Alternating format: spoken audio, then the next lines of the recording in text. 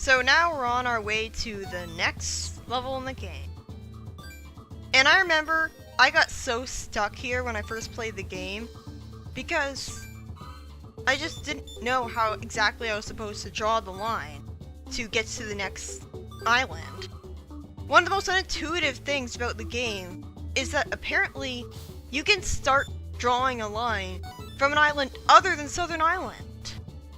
Even though you set sail from Southern Island, apparently, see those orange dots? Like the orange dot from Planet Kingdom? Apparently you can set sail from there.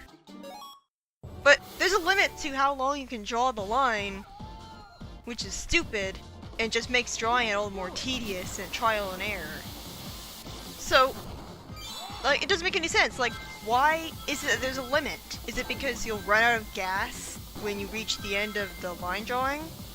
Because if that's the case, then you use up gas by sailing to the next island in order to be able to set sail from it. So, I don't know. So yeah, that was a big problem I had when I started out the game. I had to look up a guide to figure out how to get to the next level. And I haven't had to look up a guide for a 2D Sonic game since Sonic 2 on the Game Gear. Well, Master System. I don't like how the boost item box and the repair item box, they look almost exactly the same, especially considering how quickly they pop up on the screen and you have to react to them. Like, they're both green. I don't really get that. So that's one graphical nitpick I have.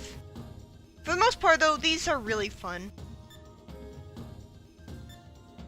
I don't know why he thinks that's impressive. It's steampunk technology. We abandoned steampunk technology for a reason. Why is Tails suddenly in favor of that technology just because it's technology? I mean, I thought he was against technology that polluted the environment. One of the new things about the gameplay is that, first off, you get a running start when you start off a stage, and you get launched off of a spring. So right away, you have an opportunity to build up boost energy by doing tricks. And for another thing, even before that, you start out with boost energy, which is really great. So, like, this game starts you out with boost energy. The badniks in here look really weird. Like, they're tall, human-shaped, they have gray, featureless faces. It's really weird. There are plenty of other gameplay differences from this to Rush that altogether make the gameplay better than Rush's. Like, for one, Sonic can finally do tricks diagonally. Like, you may have noticed it, I was showing that off in tutorial. Sonic can finally do diagonal air tricks, which is really great. Something that the tutorial doesn't tell you as well is that you can actually do rail tricks with the B button now. Like before, it was only the R button. So you might think, great! This means that it's completely impossible for me to accidentally jump off a rail when I'm doing a trick, right? Well, here's the problem. You see, again, there's only so many tricks that you're allowed to do with the rails. So by the time that you finish doing all of them, you're going to be able to jump off the rail again. So it really isn't a good idea to mash the B button on the rails, because eventually you're gonna do all the tricks that you're capable of doing on it, and you're gonna jump off and potentially fall to your death. Not that that's really a big deal in this game, because the thing that I like about Rush Adventure's level design is that there's not nearly as many bottomless pits. This game realizes that there should be alternate routes instead of bottomless pits everywhere. Like, I mess up on that gimmick, but it doesn't matter because I just fell into a lower route and I was able to progress to the level anyways. I would have hated the hang glider if it weren't for the fact that you don't die when you mess up on it. You just fall into a lower area. Although that being said, I don't like Act 2 very much because of the fact that at the end of it, well, I don't know if it's the end, but there's this one hang glider section where if you screw it up, which you're guaranteed to do, then you're gonna fall into a floor with a huge amount of spikes placed all over it. and it's gonna be really awkward getting to the next area. You're gonna have to constantly run to the right and jump over spikes. It's really awkward. I mean, I like how you can boost on the hang glider, and I especially love how there's actually a controls problem right when you get to the hang glider, where the control pad shows up, and it has the top of the control pad constantly flashing orange. So it not only tells you what direction you're supposed to hold, but it also tells you that you're supposed to tap the control pad and not hold it.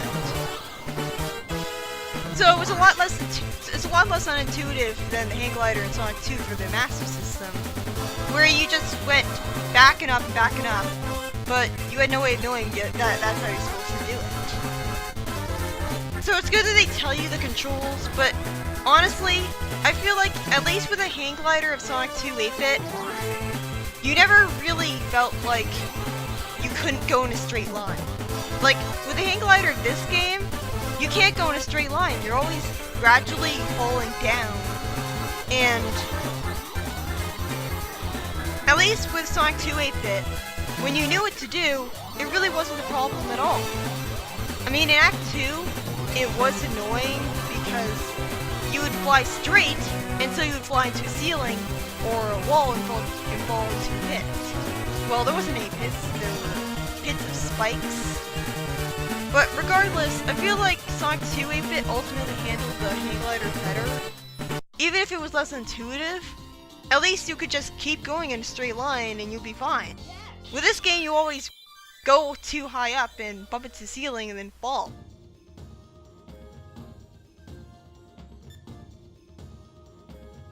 I'm assuming she's just doing this to distract them because she knows she's in trouble. And Marine does have a good point. Sonic does get too easily stressed out in this game. I mean, this is the first time that he ever shows any sort of excitement for his adventure. Like, he's like, yeah, a boss! This is gonna be cool and exciting.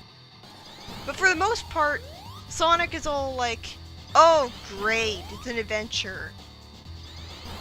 Like, Sonic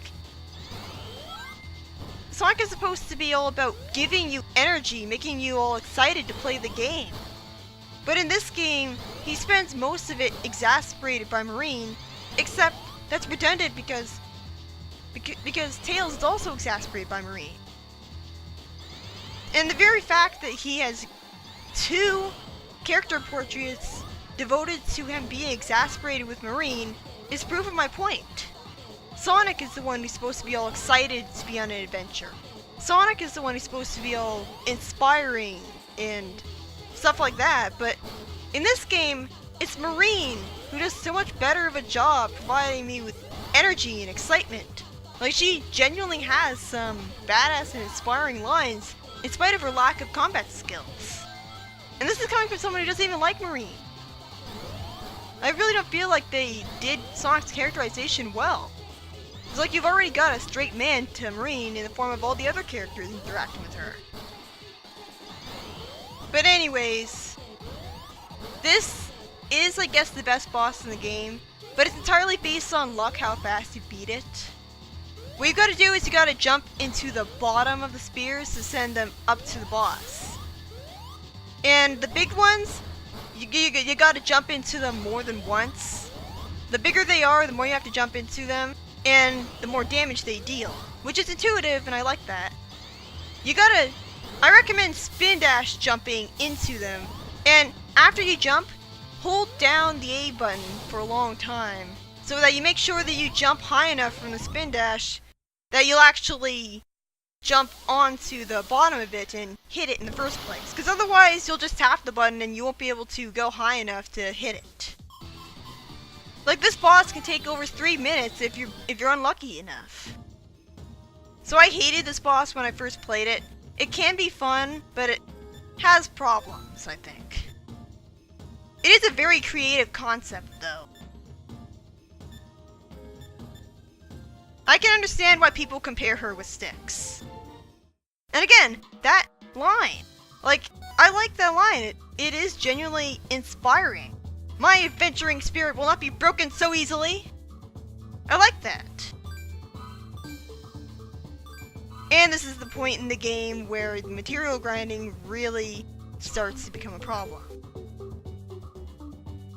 You see, the only reason that I didn't need to level grind, and by that I mean replay all the levels, is because I used the max materials code. And to be honest, I didn't even use the max materials code on my first playthrough until I got to the point where I had to grind the worst level in the game. At which point I said, fuck it. But for the most part, in my first playthrough, I decided to replay the levels on my own for fun. So, it wasn't really that big of a problem to me having to replay the levels. If they're fun enough on their own, then it's really not that big of a deal, although it is still blatant padding. Because they intentionally make it so that you have to grind levels to get enough materials. They don't make it so that you have enough materials just from beating the levels once. This is actually the least offensive looking koala in the game. Like, for the most part, I hate the way the koalas look because of their eyes. Their eyes do not look like Sonic characters. They're so tiny and black, and they just don't, they're beady looking. They don't look like Sonic characters. I have a hard time believing that, like, I don't know. I don't really like the way that the koalas look. I don't feel like they fit with the universe of Sonic in general. But yeah, for the most part, I'm just going to be walking around the hub world rather than running. And that's because the hub world is so small and compact that you don't really need to run. In fact, running will just make you zip past everything, so you're really better off just walking. Like, I don't think the hub world in this game is nearly as much of a problem as it was in Sonic Advance 3, where you had to go through a whole bunch of level design in order to get to a level, and you could easily enter a level by accident. This game at least has the decency to have a stage select, and although it is still stupid that it decides to restrict the options menu to the hub world of all places. Like, you reach the options menu by talking to some guy, and at least in Sonic Advance 3, you had the options menu in the main menu, which was intuitive and quick. But yeah, the ocean tornado can't go through shallow water for some reason. I guess it's so heavy that it sinks to the bottom of the sea? I don't know. Like, again, Wind Waker, it had sailing, and you only use one boat the whole game. I don't know why they had to overcomplicate it. Like, were they really so in love with the whole watercraft idea applied to Sonic? I mean, this is a unique concept, but the sheer fact that I have to draw the line 3 times in a row just to make sure, that's a really big problem. I mean, the line drawing is longer with the Ocean Tornado, but still.